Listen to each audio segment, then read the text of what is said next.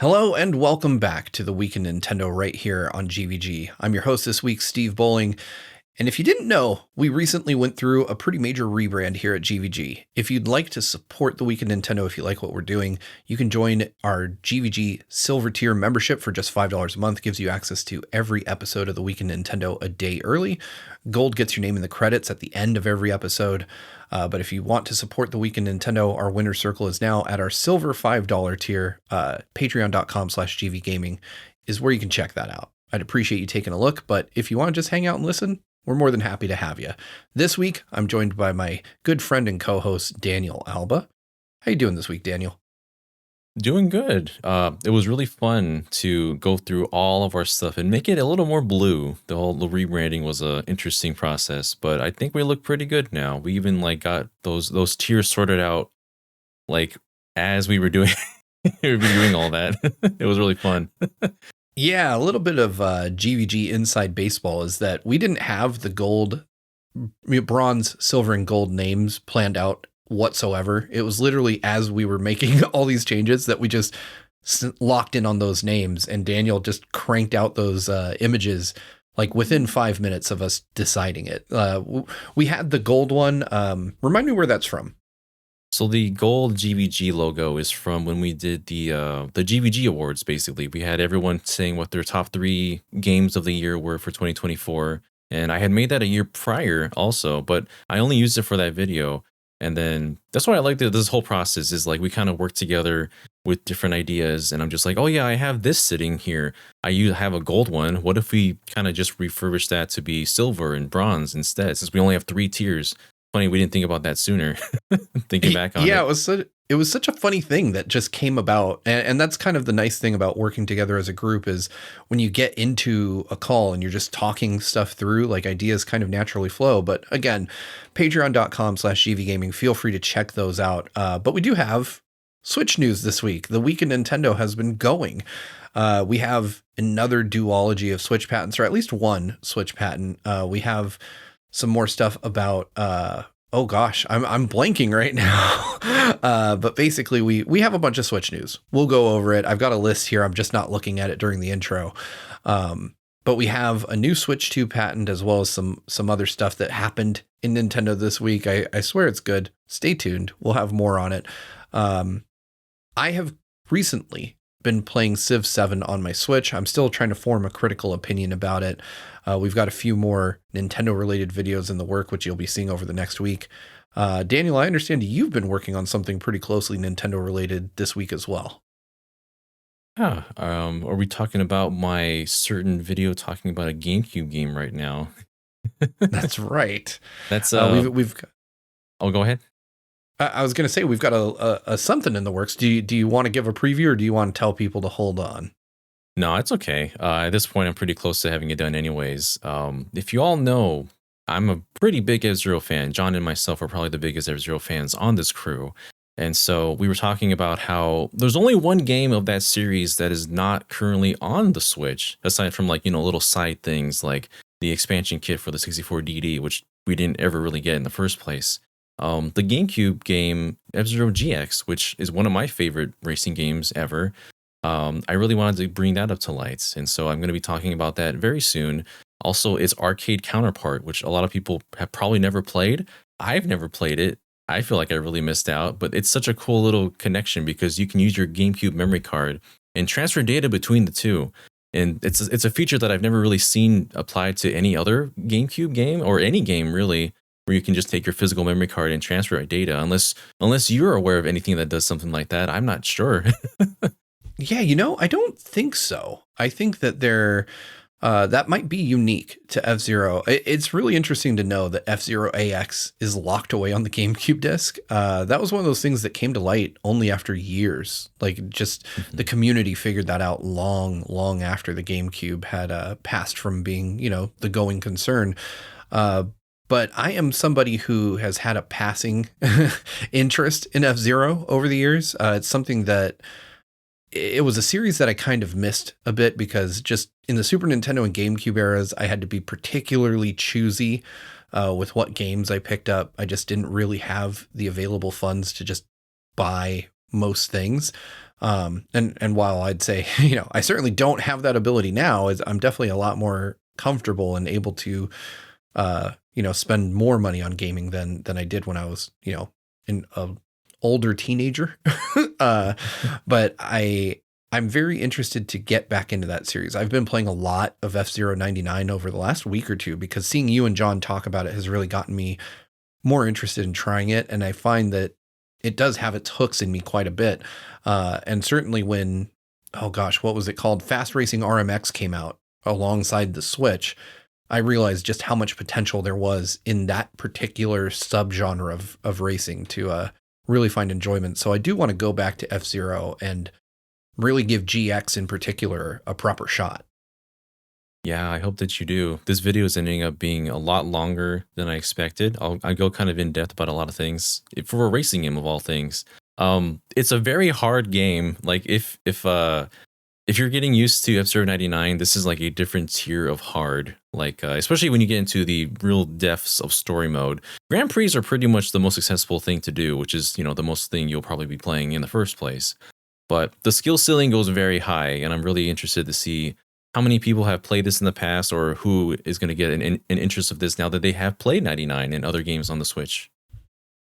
Yeah, it feels like a gateway, right? Nintendo is kind of wisely using games like F-Zero 99 to maybe warm fans up to a potential new entry. So I'm hoping with Switch 2, we see something come of that. And speaking of Switch 2, we had a very weird patent drop between episodes. So since the last week in Nintendo, we got yet another patent. So if you're unaware or you didn't listen to last week's episode, Switch 2 patents have been kind of coming out left, right, and center, revealing things that Nintendo hasn't yet talked about the console. I always want to say, patent news should be taken with a fistful of salt, because just because a company patents something doesn't necessarily mean they're going to do it. But these Switch 2 ones that we've been seeing are really detailed. Like they show the Switch 2 itself in a great level of technical detail, which implies that at minimum, these are clearly patents that were designed with the Switch 2 in mind. We had the MouseCon patent. We had the Pro Controller 2 patent. And now we have this new one that suggests that you'll be able to attach your Joy-Con either right side up or upside down to the Switch to kind of change up the control layout, as well as, technically speaking, the screen orientation. Daniel, what do you make of these? Do you think that this one in particular is a legit patent that will be used in the Switch? Because it's obviously a legitimate patent, but do you think Nintendo actually is going to apply this in the Switch 2? It's interesting to think about it, because this is something you can't accomplish with the Switch 1, because they have the railing. They have to go on left and right. There's no other way about it. But because they're magnetic, they kind of slide right in. So you can, if you want to, flip it upside down. It's like your cell phone. When you flip it upside down, the orientation will automatically, your smartphone will automatically flip it to the correct orientation. And one of the things I figured, I don't know if this is the main purpose of it or not, but it might be just for comfort, because there's only one headphone jack. And if you prefer it coming out of the top or out of the bottom, or if there's the USB-C port that's also there, or I guess they're on both sides, aren't they? I guess that's not a valid one. But the headphone jack is the one thing I think of, because some people don't like it poking right out at you and directly at you, or they prefer to have it going the other direction. Because I'm trying to think, like, what practical way is there to have this other than, for that kind of comforts within a game itself, unless there's going to be some games that apply something like that. I don't know which one would, but it's kind of a silly thing to add on here. It feels like I want them to approach different ideas like this, because I think with the Switch 1, you can also have it in the portrait mode as well, where you could play certain games like that. But yeah, it's really interesting that Nintendo has taken this route. One thing that makes me believe that this is something that actually is a feature of the Switch 2 rather than just a patent that didn't go anywhere is, like you implied, the Joy-Con design themselves kind of lend themselves to it, not just because of the rail, but if you've ever looked at original Joy-Con, the connector is right on the bottom, whereas with the Switch 2 Joy-Con, they're in the center. So leading you to be able to snap them on, like you said, in either direction. So they could work that way.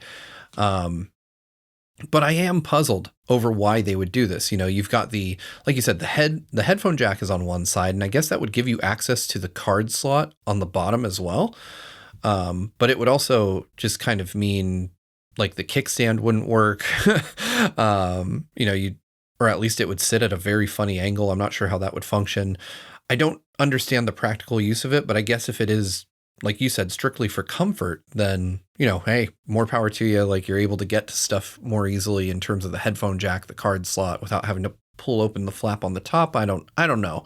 I don't anticipate that this is a feature unless a game specifically requires it that I'd really use, because it doesn't necessarily add anything for me. Like I'm not really bothered by the current Switch's headphone jack placement or anything like that. But you do have, you know, the ability with, like you said, with USB-C ports on either side of the console to be able to plug in wherever you want. I always thought that the second USB-C port was going to be for some additional peripheral, but it could just be that this is the reason we have it, so that there's kind of this symmetrical way to, like if you put your Joy-Con on upside down and that's how you like it, then you can still dock into the Switch 2 dock, I guess. Yeah, that could be a reason why the dock also kind of leans up a bit higher. Like you can see more of the screen peeking out of the Switch 2 dock. But yeah, it's interesting to think like what kind of plan they have with this. If there's anything beyond just, oh, this is just something you can do if you want to. It's been fun to really just kind of unravel every little patent that we're coming across thus far and see what kind of practical way does Nintendo have plans for if this is anything beyond that. Yeah, because it's really hard for me to believe that they would invest in this technologically speaking and from an engineering perspective if there wasn't some kind of lean to it, right? Like something that makes the Switch 2 as a console more interesting. And I mean, you may just be doing it in the name of accessibility, which is always a good thing. But I have to wonder, when I look at the Joy-Con upside down, it just looks wrong. Like it looks very weird, the button and stick placement. It just feels like it would be very awkward to hold in that way. But I guess maybe, you know, for people with different needs, maybe it works. But I can't help but notice that when you put the left Joy-Con upside down, it puts the directional buttons above the stick. And I'm like, it just underlines more for me that I really want a Joy-Con that has a D-pad on it. Yeah, because looking at it, as you mentioned, it's just a thing of comfort, because I want to have the majority of the console like in my palm. But if you're having it like this, you're kind of holding it where a lot of the weight is now above your fingers. And I'm just like wondering if that's really something that would be comfortable to me. I guess, yeah, for certain people, they'll be able to like adapt to that sort of thing better than I could. I think I can already tell I'm probably never going to use that if it's something that really is like for the kind of accessibility option. But I mean, it's always good to have more options. It's never a bad thing.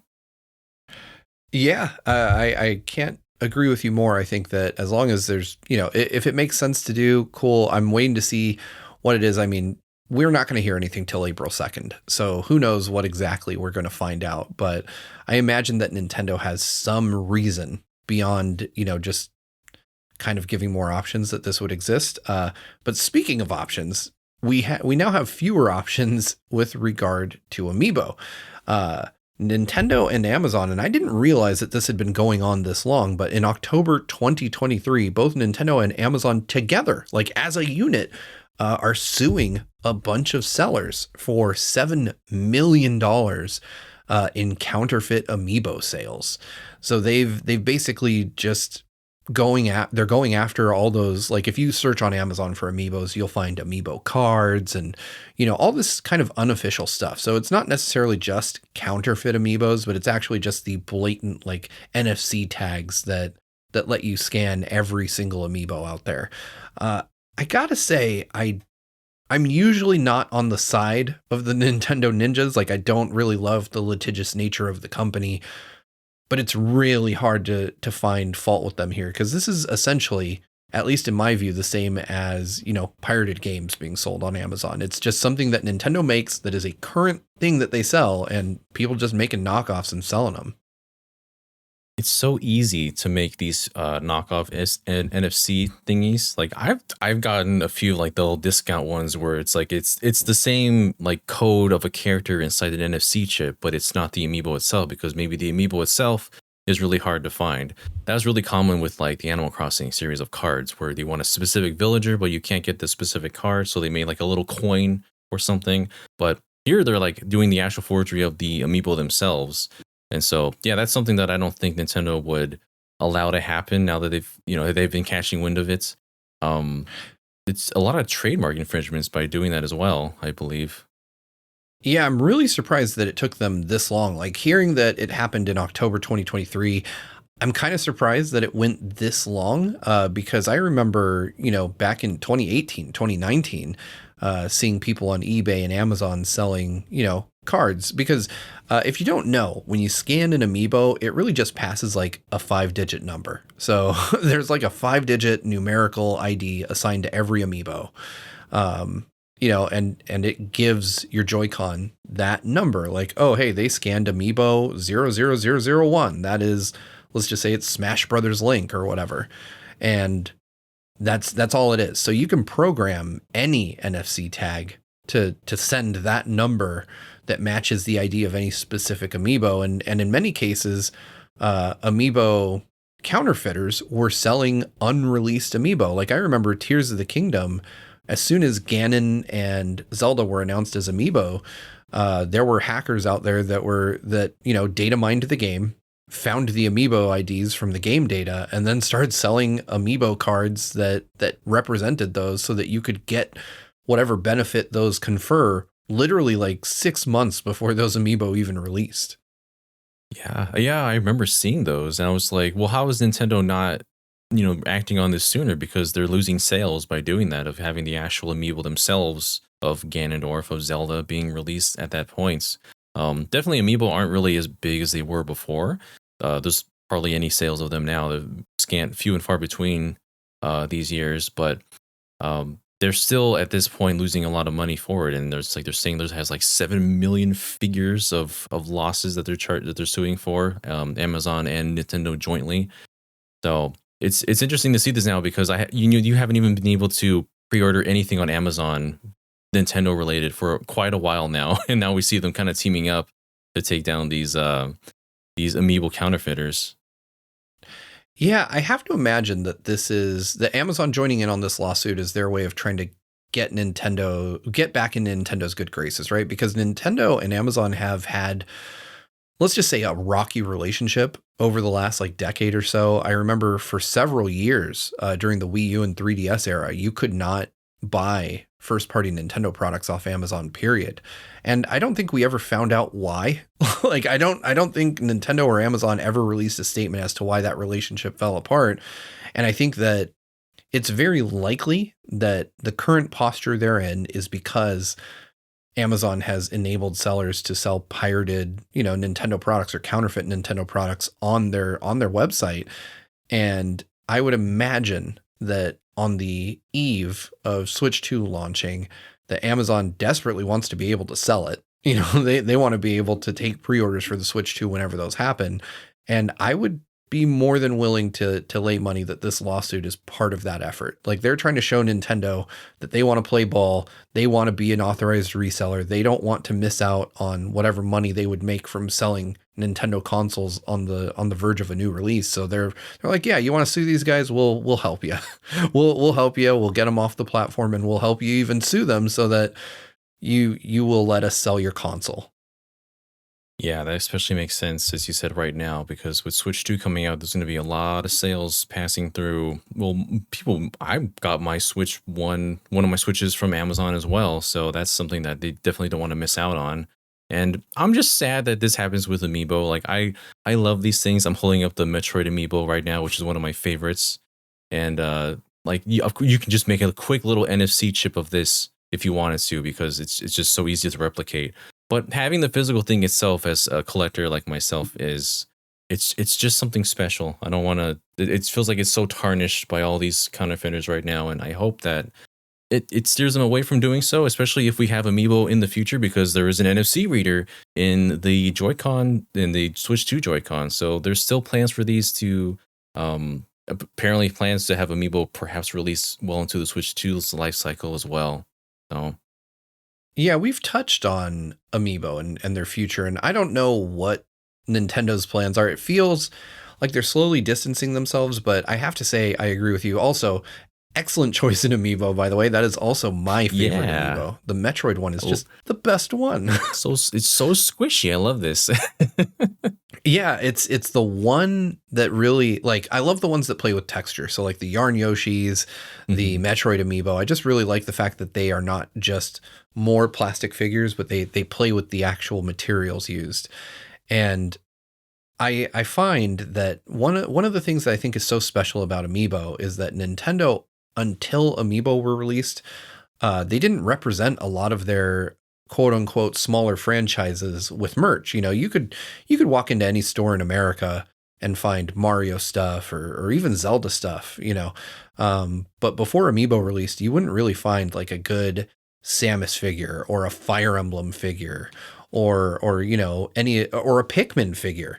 And these days, while those things are more accessible than they were back in, you know, what was it, 2013 when they launched amiibo, Yeah. there's still a lot of figures, characters that only exist because amiibo exist. And so I don't want to see them go away. I certainly think that when you pirate them, when you create these counterfeits, you take away something that makes them so special.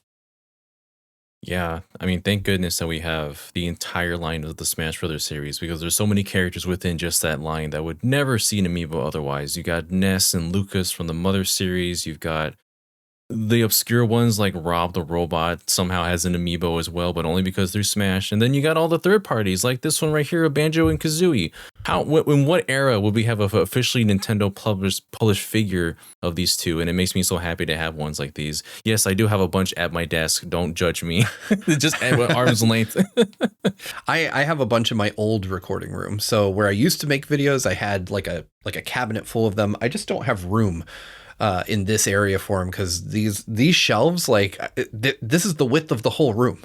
So I'm in a very tiny space, but I have like a glass cabinet full of my amiibo that I absolutely love. But that's probably we've probably talked more about amiibo in this one episode than any other YouTube channel has done this year so far. Oops. Let's talk about Sonic. Because Yes. at the State of Play, we got a couple things from the State of Play, particularly Sega games that I'd like to cover from the State of Play because they are also Switch games. And of course, the first one is Sonic Racing Cross Worlds. I had to look down at the title. I always want to say Sonic Racing Transformed. But Sonic Racing Cross World is probably one of the more curious games that Sega could have in the works for the Switch because its whole gimmick is that, you know, during the races, you quite literally cross worlds. You go through a ring into an entirely new track for a while and then back to the track you started on. And that is kind of the PS5's current like trademark trick, like just being able to seamlessly load up, you know, completely new environments. That's something they've done to show off the tech on their console, specifically like the super fast IO loading times. How do you think, Daniel, that this is going to fare on the current model of Switch? Oh boy. Yeah, that's one of the bigger questions, right? Because it is going to be coming to Switch. And so that kind of ability to quickly render one world to another is something that, yeah, the stronger consoles these days are known for. I jokingly at one point had mentioned how, not on here, but when the movies came out, the Sonic movies, when Sonic throws the ring, the exact same thing happens where he goes into a different world. And I'm like, oh, he's doing the Ratchet and Clank thing. He's doing the Rift Apart thing. But now it's actually happening on a PS5 with a racing game this time, though. And it'd be interesting to see just how well the Switch will hold up on this. It's probably a title that we'll perhaps see on the Switch 2 as well, which probably will perform a lot better than if we have it on Switch 1. But I'll be the one picking up on PS5 personally. For those picking up on Switch, I will just kind of assume already that performance will not be as spectacular as you would have on a more powerful console this generation. Yeah, I wonder how they're going to manage that because that core mechanic is something that I didn't think the Switch just could do, period. And I know that Sega is being a little bit cagey about the Switch version, you know, not really wanting to lump it in with the PS5 version. I think they said that a Switch version would be shown soon. Like, just they don't want to commit to a specific time frame to show off the Switch version of the game, which I get. But it's also kind of been a red flag in the Switch era. Like, when a game is announced and you see all these beautiful trailers and gameplay footage and the Switch version is mysteriously absent, and then when it comes out, you find out that big sacrifices were made to get it on there.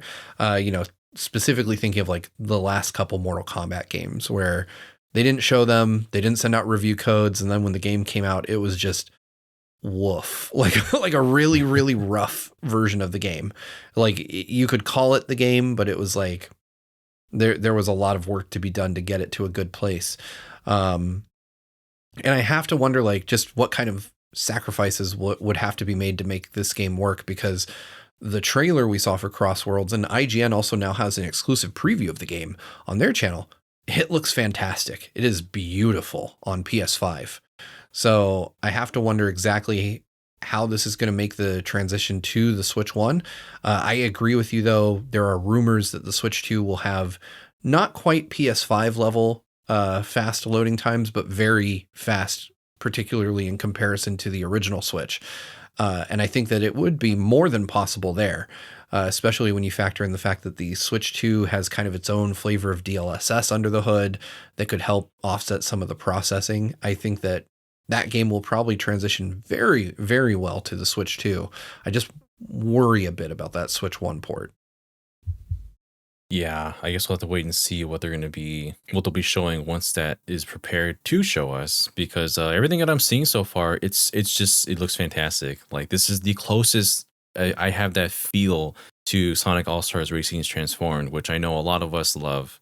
And just seeing the different vehicles that you transform into as you're racing, it turns into a boat. You can go by air. You change into the gear hoverboard from Sonic Riders. Who would have seen that coming in a game like this? It's so exciting. It has a lot of DNA from those from previous games in the series that I really like. I just have to say, before we close out on this one, I just want DLC. I want DLC. Like, we have most of the characters confirmed, I believe, but just give me like Sega guest characters as DLC. I want Ryo Hazuki back. I want Beat from Jet Set Radio. Like, I want some of Sega's more offbeat characters to make an appearance here. I don't think they will, for the record, because this is a very obviously like strictly Sonic focused game, at least so far. But if they choose to sell those, I will buy them. They were saying in some of the wording that it was featuring Sonic and Sega universes in this game. So I don't think it's off the table. I think people are thinking that there is going to in fact be different, at least some different guest characters in a game like this. They just wanted to focus on Sonic probably to start, because it seems as though with the wording here that they're going to launch with 23 racers at launch and a ton more on the way. That's from the website. So I think there is going to be room for a lot of, at least some kind of DLC coming in the future, because I also want to see some of these off-brand, off the beaten path Sega characters making an appearance as well. Get me. Nice. I was so sad that this didn't happen in All-Stars Racing Transformed, but put Vector Man in this game. Vector Man could just become the vehicles that he races as, because that's his whole transforming feature. He just fit right into a car of like a helicopter or something, of something that can fly, something that's go on a boat, So, oh man, there's so much potential, and I'm really excited to see more of this game once we get more previews and trailers. Now that's a cool idea. I had not considered Vector Man for inclusion in this. My mind went to like characters from Golden Axe, Shenmue, Fantasy Zone, Phantasy Star. But Vector Man is one of those ones that would really, really make a good choice. I didn't know any of that you told me about, the additional wording, because I've not admittedly signed up for the beta test, which is happening in 2 weeks from the recording of this. So February 28th, mark your calendars. Desperately want to check it out though. So that is high on my list. Very jealous that IGN's already gotten to see the game. I hope they choose me, because I did sign up and I want to be able to play this as soon as possible. Yeah, it's going to be a really cool time. I do want to chat for a bit, and I have to. If you watched our State of Play reaction, I lost my complete mind at the Shinobi reveal from Lizard Cube.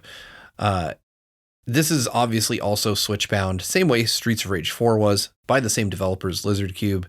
It is looking absolutely stunning.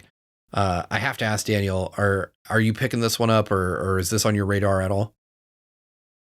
Would it hurt your soul if I haven't really delved into this Shinobi series very much?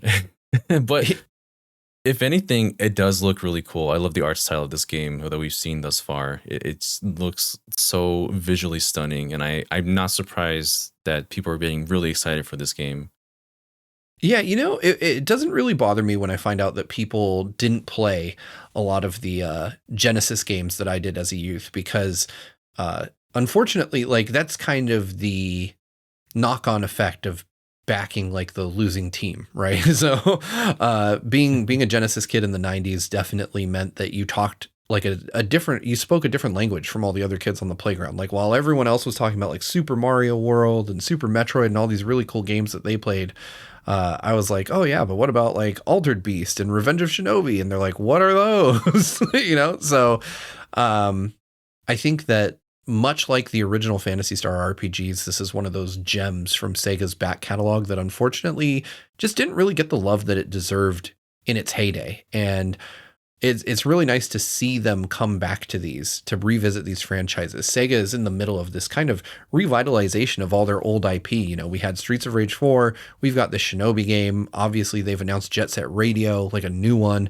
I think there was a Space Channel 5, Crazy Taxi. Like, these are games that small but dedicated swaths of fans really love. And I think that this Lizard Cube Shinobi game that will be coming to Switch is an opportunity for people to discover these franchises. Because I think most people are in your shoes, where they never played these, but they're seeing this game and they're like, this looks kind of rad. I could mess with this. And it may be the gateway for them to boot up the NSO app and try Shinobi games. Yeah, especially looking at it now, I definitely want to give some of these a proper try, because I've been trying to get into more different, a broader range of series at this point, and NSO is always such a great tool to do that with. So if Shinobi's on there, I will give it a shot for you yourself, Steve. I want to see what all the hype is about. Well, I'm hopeful, and I'm going to come back to you on that once the game's out, because I feel like you and I have very similar taste in games. Like, I've jumped into, your interest and tried Hoyoverse games, and now I'm really digging them. Like, I really like Zenless Zone Zero. I've played a little bit of Genshin Impact, and I really like that. And so I feel like there's some common ground there, and that I'm confident enough that if I really love something, that I can recommend it to you, and it may actually hit, because every time I've picked up a game that I know you really enjoy, I've ended up falling in love with it. Metaphor being my most recent one, which we've talked about on the show a couple times now. So I've got hope. I've got hope that this may land for you. But I'm going to tell you about another game that I really, really love, or at least a series that I really love, because we got news today, as of the publication of this episode, that Fantasy Life I now has a release date, and with it comes some interesting changes. So Fantasy Life I has had a price increase. It's all digital now. There's no physical release. And with that means that Nintendo has been dropped as the publisher of physical copies of the game, because it was originally a Switch exclusive. So Fantasy Life I, The Girl Who Steals Time, is coming to everything: PS5, PS4, both Xboxes, Steam, and of course the Switch. It is a massive open world, they call it a slow life RPG. And the 3DS original is my favorite game on that platform. I probably pumped a few hundred hours into that game, played it with literally everybody in my life, and did several of the different lives.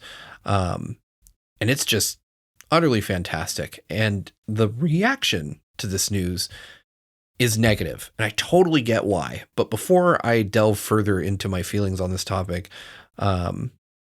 Daniel, how do you feel about Nintendo getting dropped as the publisher for Fantasy Life? I was surprised, because I felt like there was such a really good connection with this series with Nintendo. I've only really dabbled with the one on 3DS a little bit. I do have a bit of an idea of what the series is about. It wasn't my copy, so I didn't keep it. I wasn't able to continue playing that game, but I was like, oh, this is quite interesting. As somebody who loves games or life sims like Stardew Valley or Animal Crossing, for example. There was a different direction to take that kind of long-term playing game. But yeah, seeing how Nintendo kind of lost the handle on this, I guess I'm just a little. I didn't expect that to happen. I'm a little surprised, honestly. Like, it seemed like a title that seemed core to Nintendo's identity, and now it's going to be released on all these other platforms.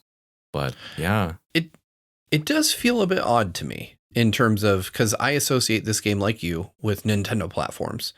To me, it feels almost the same way it felt in the late 90s for Final Fantasy to jump from Super Nintendo to PlayStation, where it's just a game that I very closely associated with the platform that it debuted on, that is now kind of just spreading its wings and going all over the place.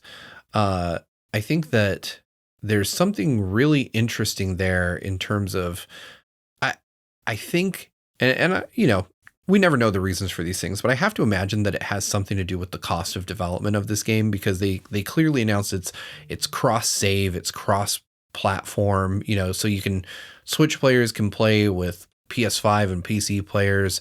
And if you buy multiple copies of the game, then of course you can pick up your progress wherever you are. And I kind of find that exciting. I like that idea, but it is weird to me that maybe Nintendo didn't provide enough financial support to Level 5, and they feel like they need to recoup their development costs by making it available on other platforms, or maybe they decide to go digital only because maybe there's a Switch 2 version down the road and Nintendo will publish that physically. I'm of the mind right now that because it's coming to all of these platforms, I might just pick it up on, say, PS5, because when I think big open world games, I want them to perform really well, and I imagine it'll perform better on PlayStation.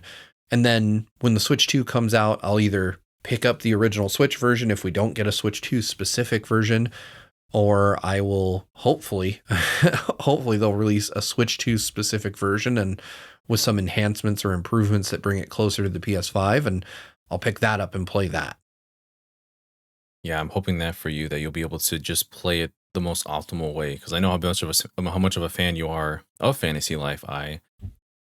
This is, or Fantasy Life in general, but yeah, this is a series that I've been interested to kind of pick up as well. So many games to try out these days. And I've been definitely keeping track of this ever since I started to see more and more trailers of it. So I may pick it up on PS5 as well. I enjoyed what I played when I was dabbling with it for my friend's copy. So if this is anything like that, but expanded upon into a more larger, wider world, then I think I'll really be able to delve into it. Yeah, I'm really excited for this. This is going to be a game that I won't shut up about once it comes out on May 21st. I will likely be getting you and Brandon and everyone else to play this with me. So prepare yourself. I'm ready. Oh, me too. Me too. I have to wonder, though, obviously, May 21st is an interesting date because all we know about Switch 2 is that it comes out on April 2nd.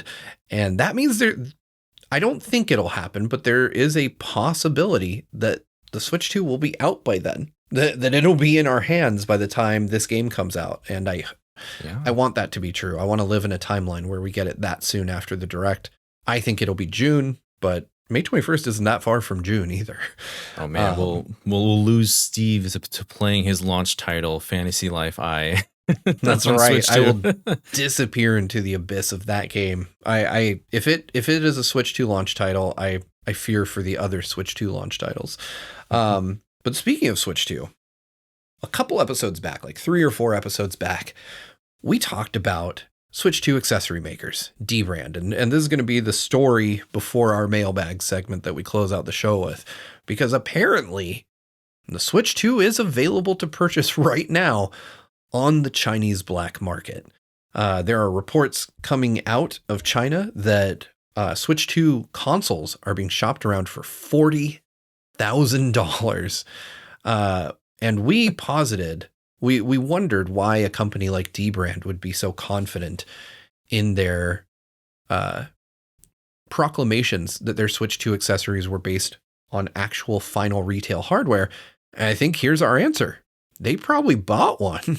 I think that a company like dbrand, which, to be clear, they don't run ads with us, but they run ads with the big boys on YouTube, like Linus Tech Tips, MKBHD, those folks. And I mean, I don't know. I'm not going to pretend to know what a YouTube channel with 13 to 18 million subscribers charges for an ad, but it's a lot more than we do. And I would be willing to bet that $40,000 for a company that can afford to sponsor, you know, a YouTube channel of that size is really not a whole lot of money. I genuinely believe that case manufacturers and stuff are probably buying these actual Switch 2s from people that are presumably stealing them from the factory for these absurd sums, because they'll make it back on, you know, by being first to market with a case or with something of that sort. We are definitely not in the big bucks to be able to afford something like that. Absolutely crazy. $40,000 for a black market Switch 2. But it shows people just this Switch 2 has been such this luminous thing that we haven't been able to grasp for so long, that people just really want to see it, to hold it, to get any information out of it, to get their hands on it, to take it apart, especially to see what it's made of, to see what runs it, down to its very basic like circuit boards. But yeah, seeing this now, yeah, there's like actual evidence that people are buying legitimate copies of this and seeing it out in the wild. But yeah, I'm just trying to wrap my brain about how much it would be like justifying that much for an early copy of a console that's probably going to be out in just a few months from now, potentially. Yeah, and the funniest part of this is I strongly believe that these consoles don't even work. And what I mean by that is to give you some insight into how console manufacturing works. Firmware, you know, is likely. I would doubt that retail firmware is finished for the Switch 2 as of the recording of this video, because we're at minimum 2 months away, which is, you know, and developers or the developers at Nintendo could be working on firmware for the next 2 months. You know, they could be getting it ready right now, you know, to have all the retail features. Because I know from my experience working in the industry and reviewing consoles, as well as just buying them, that firmware is one of the last things you get completely done, like consumer level firmware. Like development firmware, sure, because developers know how to work around and can put up with a lot of bugs and stuff. But when you talk about consumer grade firmware, that often is not done until that console is already in the box, ready to ship. You know, the Wii U very famously came with unfinished firmware. Like if you bought a Wii U the day it came out, you had to download the eShop onto your Wii U. Like it wasn't there. You know, the same is true of the Switch. The Switch came without all of its functions ready to go. Like you had to download, again, a day one firmware update for the Switch to make sure that it was the experience that, you know, Nintendo wanted people to have. So I would be willing to bet that, you know, several months before the console comes out, that there's nothing on these. Like they turn on, and they maybe even boot into like a test menu to make sure, you know, the touch screen, the Joy-Con all work, like a diagnostic, if you will. But I don't think you're going to get like a home screen menu with a UI that, you know, reads game cards and populates art and an eShop that works at all. I think none of those things are actually ready to go. And so if you're paying this 40 grand, you're probably picking up quite literally a brick that is just in the perfect size and shape of a Switch 2 with actual internals, but you know, it's not going to play Mario. I doubt it'll even play your Switch 1 games at this point. Yeah, I'm sure we'll get these blurry cropped images coming up in a month or so, or in a couple of weeks time, to see like, oh, look, we have this physical, this brick, as you call it. That's all they really have to go off of at this point. Because yeah, if there's, as you're saying, they're not going to have anything inside except for just like, oh, it turns on. That's pretty much as far as they can get at this point, huh? Yeah, and we're the other part is buying a console like this is just incredibly risky. So I thought about this. My mind, when I read the story, immediately went to like bigger YouTubers with deep pockets who may buy one just to get. But you are quite literally inviting the ire of Nintendo by doing this. And we just talked at the beginning of this show that Nintendo is very litigious, and if there's one thing that they will definitely sue you for, it is for obtaining a stolen Switch 2 knowingly. And I can't imagine that anybody would want to deal with the ramifications of that. So I imagine that this has to be businesses kind of buying this on the down low so that they can have a 100% confirmed accurate ability to produce Switch 2 accessories, rather than just, the 3D CAD models that have been floating around. This way you have actual hardware and you can test your accessories against real hardware. But even then, I think if Nintendo catches wind that you've been doing that, you're not going to have a good time, because we had heard that at CES back in January, Nintendo's lawyers showed up to tell Genki to take that that model they made up of the Switch 2 off of the show floor, and that ended up happening. So I don't know that Nintendo obviously had a lot revealed about the Switch 2, a lot more than they probably wanted to. And I'm sure now more than ever, they're keen to keep even more info from coming out. So I would bet even just the publication of the fact that this is something that's happening has people in Nintendo's employ looking for these folks and shutting them down. Yeah, that's very scary. Just knowing that they are out there, they are listening, they're watching. They send people overseas to stop these sort of things from happening, like as you mentioned with Genki. So if there's anything like this out in the wild, it could just be a matter of time before they get tracked down at this point. But yeah, it's I don't want to be in Nintendo's line of target with their ninjas. I just don't want to be involved with that ever. Keep your $40,000 console. I'll just wait a few months and see what happens from there. Yeah, exactly. So with that, that's pretty much the news for the week. We've got one mailbag item this week to cover from Adam Harris, who writes, I was wondering if you guys could discuss the upcoming Lego Cross Game Boy crossover. I feel like that was just announced and I didn't hear a lot of hubbub about it. So the Lego Game Boy, it did kind of get overshadowed because it happened right before the Switch 2 got announced. So I don't think a lot of people really locked in on that one, because we were at a point where we knew when the Switch 2 was getting revealed and everybody was laser focused on that. I think that it's a cool idea, but one thing I've learned through these Nintendo Lego releases is that I'm just not really a Lego person. Like, I picked up a couple of them and I built them, and I just realized, like, this is not my vibe. I really want it to be. I love the idea of them, but then once they're built, like, I just lose interest immediately.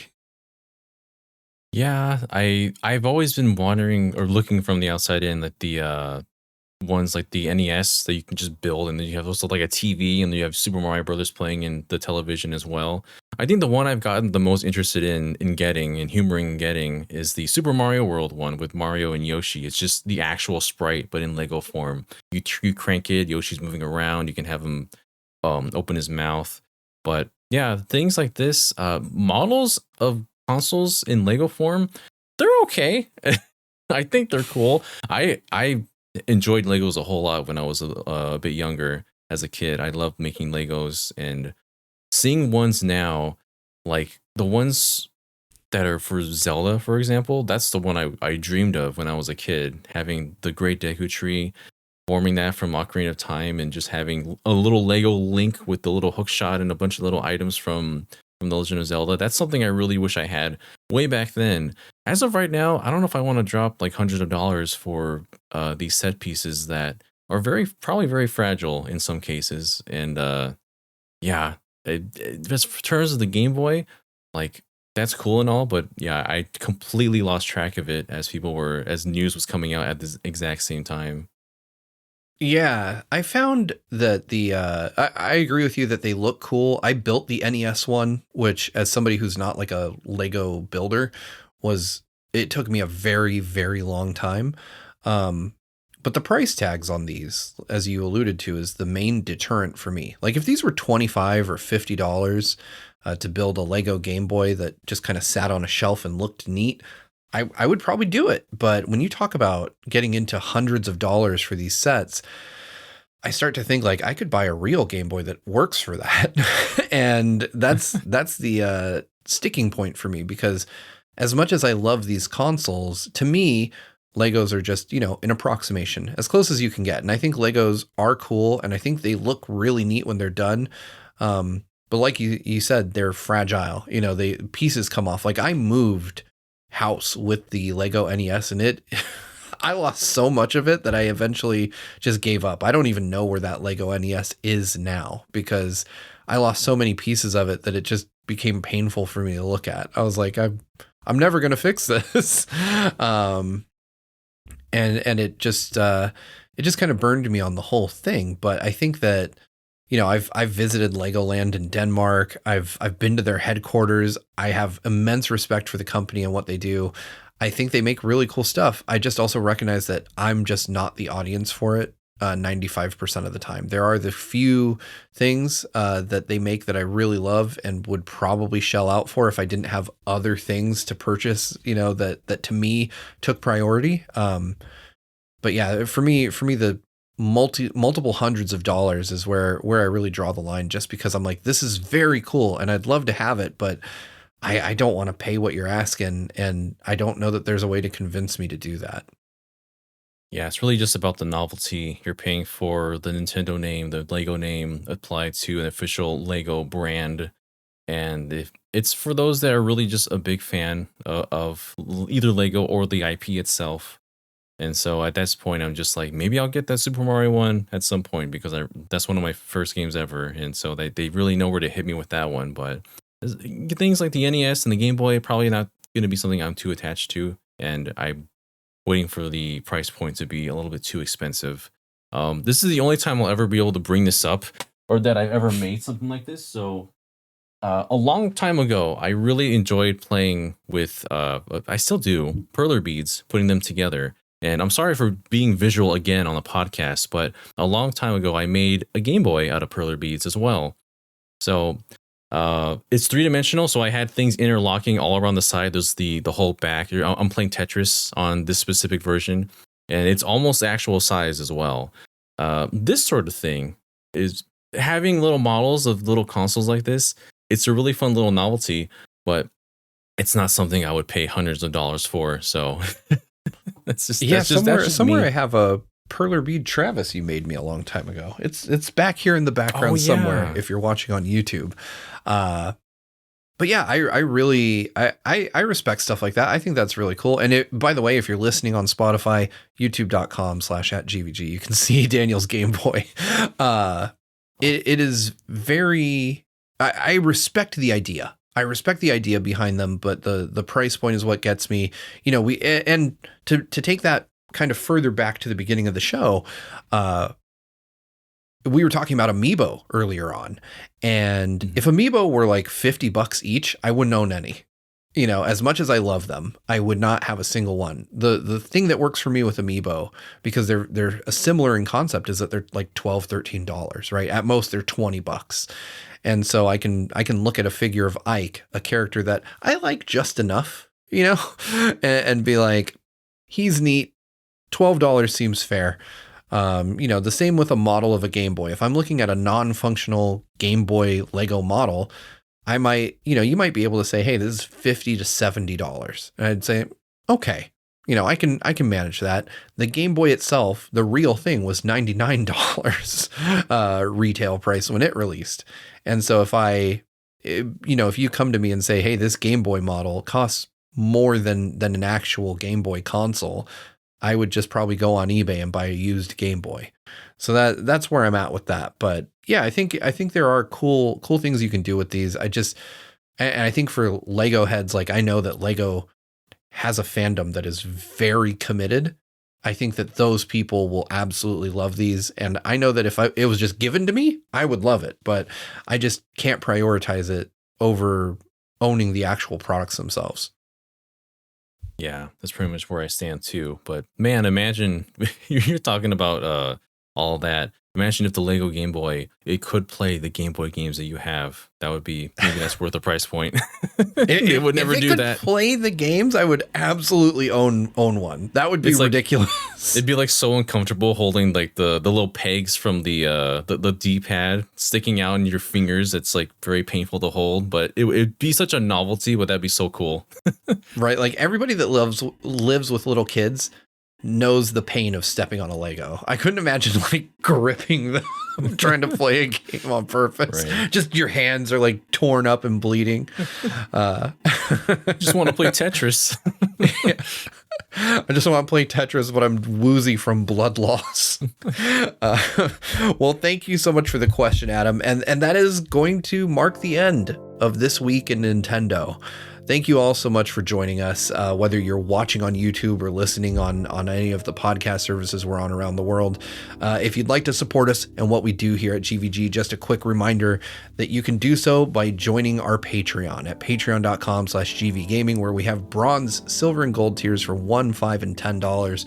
Our silver tier lets you join our winner's circle, where you can get each episode of the Week in Nintendo early, as well as a whole host of other benefits. I won't harp on about it. Patreon.com/GVGaming is where you can check that out. That's going to do it for us. Thank you guys. I hope you all are happy, safe, and healthy wherever you are, and we'll see you next week right here on the Week in Nintendo. Until then, bye. Till we meet again.